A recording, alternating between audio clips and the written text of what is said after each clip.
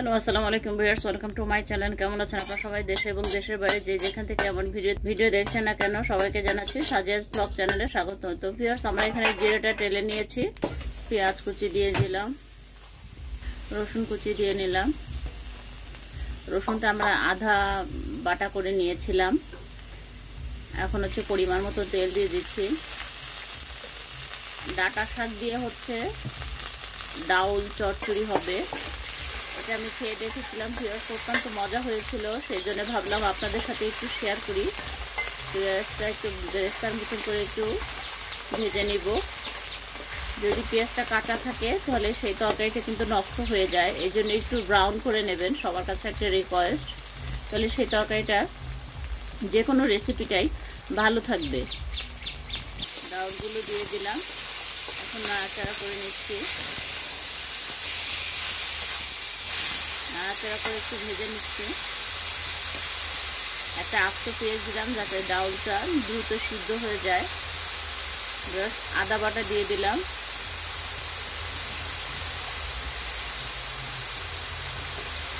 এবার আবার একটু নাড়াচাড়া করে মিশিয়ে নেব। যেহেতু আদা বাটা দিয়েছি, পেঁয়াজ রসুন দিয়ে এভাবে একটু ভেজে নেব। এই যে আস্তে আস্তে পেঁয়াজ দিয়েছি সিদ্ধ হওয়ার জন্য। পরিমাণ মতো হলুদ গুঁড়ো দিয়ে দিলাম।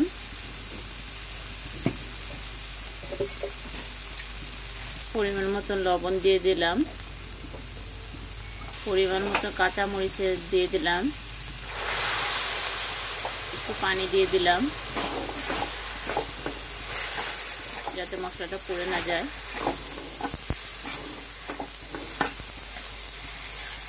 কিছু কিছু মানুষের জীবনে ভালোবাসা যাওয়াটাই ভুল। কিছু কিছু মানুষের জীবনে ভালোবাসা যাওয়াটাই ভুল।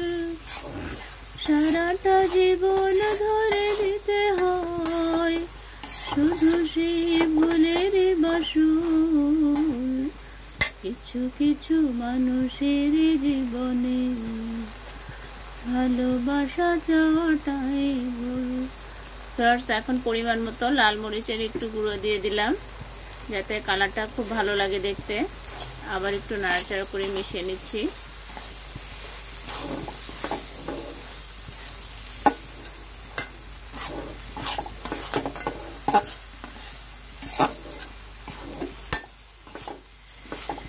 আমার হিয়ার মাঝে লুকিয়েছিলে, দেখতে আমি পাইনি তোমায়, দেখতে আমি পাইনি। আমার হিয়ার মাঝে লুকিয়েছিলে,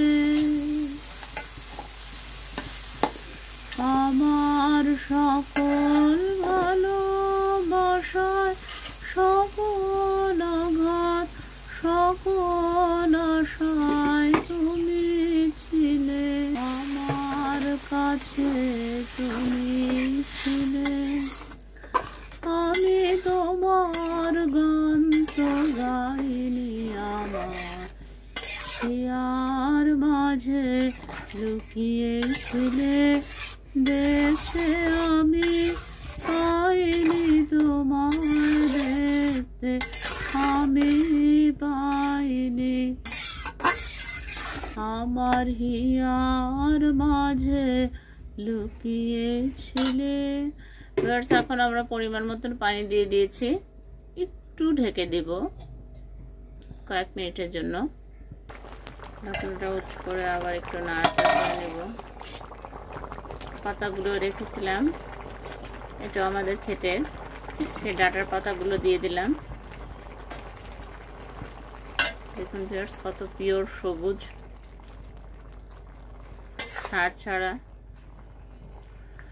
সখী তোরা প্রেম করিও না, পীড়িত বালা না। সখী তোরা প্রেম করিও না, প্রেম করছে যে জন জানে সেজন পীড়িতের কি বেদনা, সখী তোরা প্রেম করিও না, পীড়িত বালা না, সখী তোরা প্রেম করিও না। প্রেম করছে যেজন জানে, সেজন পীড়িতের কি বেদনা,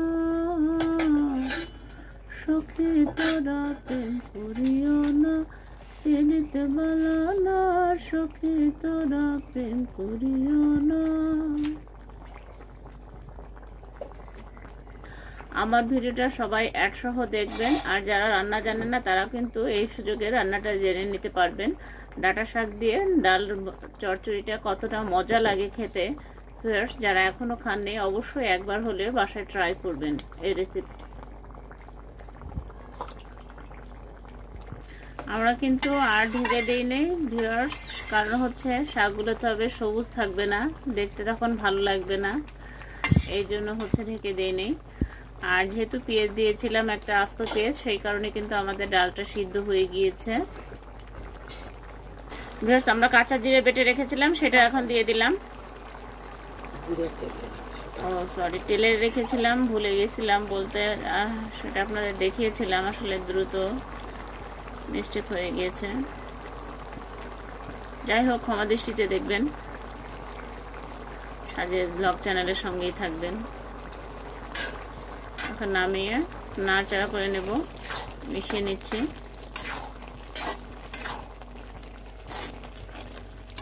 খেয়াল রাখবেন, আমরা আদা বাটা দিয়েছিলাম, রসুন কুচি, পেঁয়াজ কুচি, দেন হচ্ছে জিরেটা টেলে বেটে দিয়ে দিলাম লাস্টে নামিয়ে। পরিমাণ মতো হলুদ গুঁড়ো দিয়েছি, মরিচ গুঁড়ো দিয়েছি, কাঁচা মরিচ দিয়েছি, আস্ত একটা পেঁয়াজ দিয়েছি সিদ্ধ করার জন্য। সবই আপনাদের কাছে শেয়ার করলাম।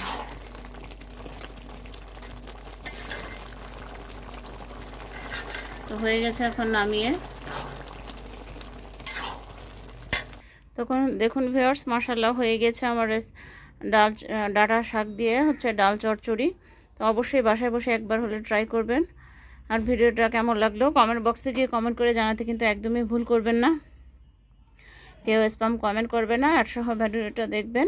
আমি আপনাদের পাশে আছি, আপনারা আমার পাশে থাকবেন। আল্লাহ হাফেজ, ভালো থাকুন, সুস্থ থাকুন, নিরাপদে থাকুন।